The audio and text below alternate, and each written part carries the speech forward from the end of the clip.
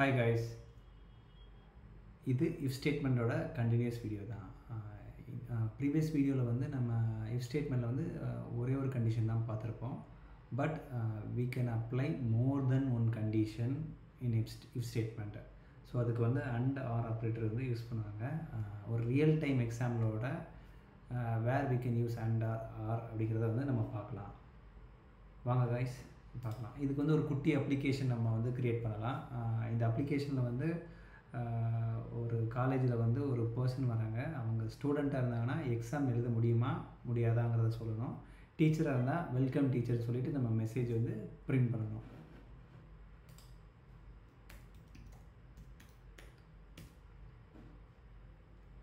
So அந்த பர்சன்கிட்ட வந்து நம்ம இன்புட் வாங்க போகிறோம்.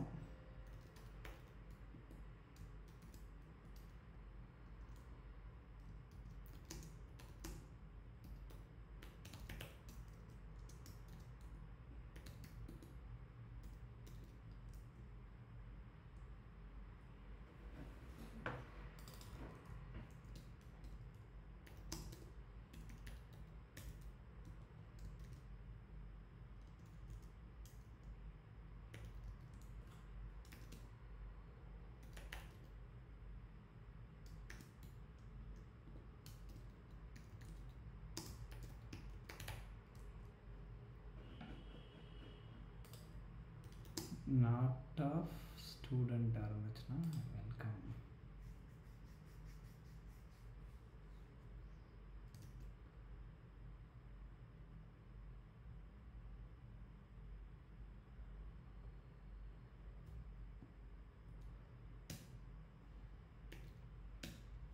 ஓகே, ஸோ நான் ஆர் யூ ஸ்டூடெண்ட் கேட்குறதுக்கு நான் நோன்னு சொன்ன உடனே வெல்கம் டீச்சர் நம்மளோட கண்டிஷன்ஸ் எல்லாமே ப்ராப்பராக ஒர்க் ஆகுது.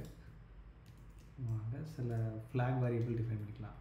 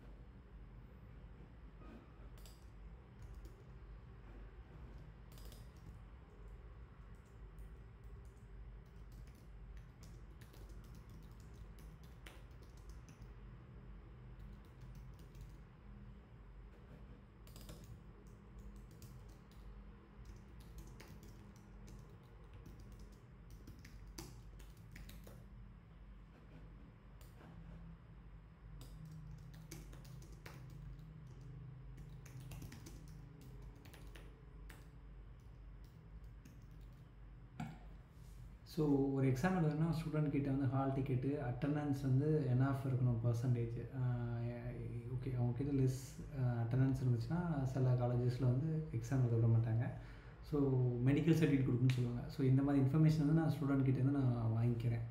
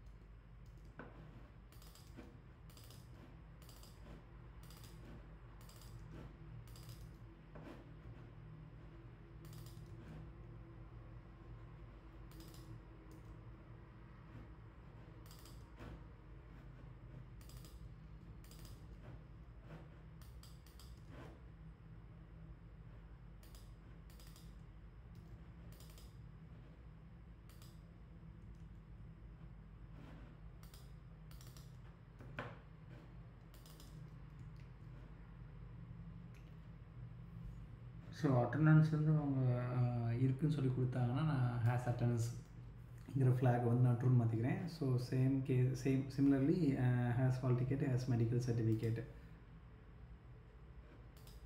ஸோ இப்போ நம்ம வந்து எப்படி அந்த அண்ட் ஆர் ஆப்ரேட்டரை யூஸ் பண்ணலாம்னு சொல்லிட்டு பார்க்கலாம்.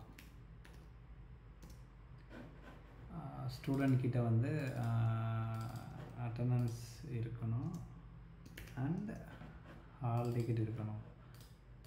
இருந்துச்சுன்னா they can write exam.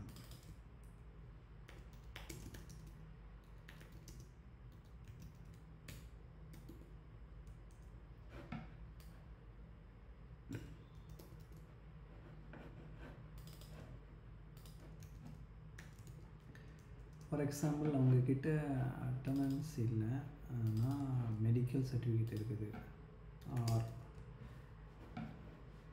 அந்த கேஸில் வந்து ஆனால் ஸ்பெஷல் கேஸில் வந்து எக்ஸாம் வந்து ரிட்டர்ன் பண்ணலாம்.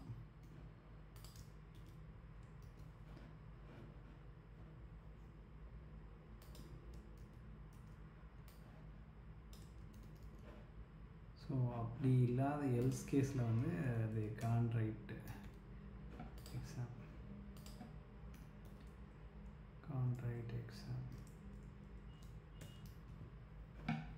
ஸோ ஒன் டைம் நான் என்னோடய கோடை ரிவைஸ் பண்ணிக்கிறேன். நாட் ஸ்டூடெண்ட்னா நம்ம வெல்கம் பண்ணிக்குவோம். Has attendance has hall ticket ரெண்டு இருந்துச்சுன்னா they can write exam.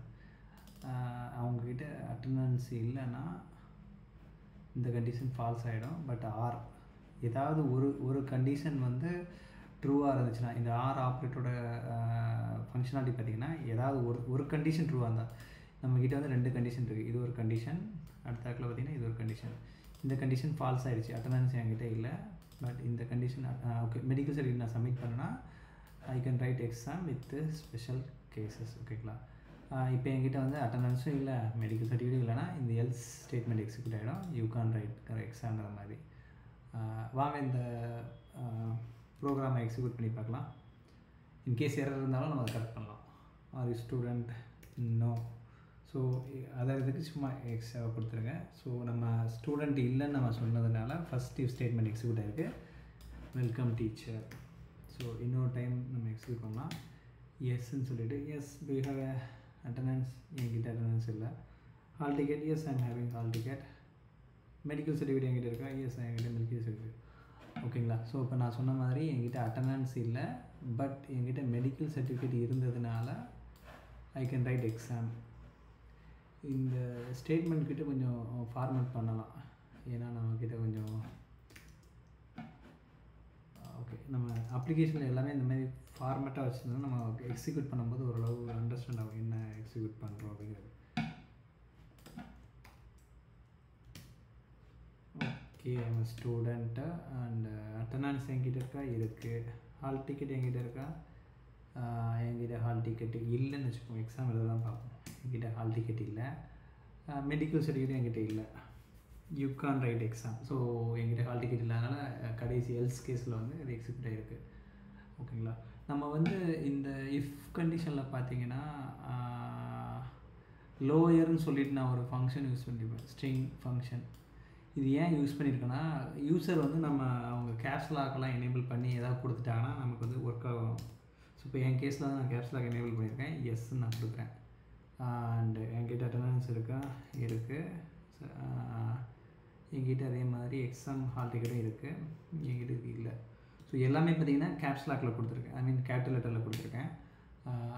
So அப்படி இருந்தால் அந்த இஃப் கண்டிஷன் எப்படி எக்ஸ் ஆகுதுன்னா அந்த லோயர் தான். ஸோ யூசர் என்ன கேபிட்டல் லெட்டர்லேயே இல்லை ஸ்மால் லெட்டர்லேயே அவங்க கொடுப்பாங்கிறது நமக்கு தெரியாது.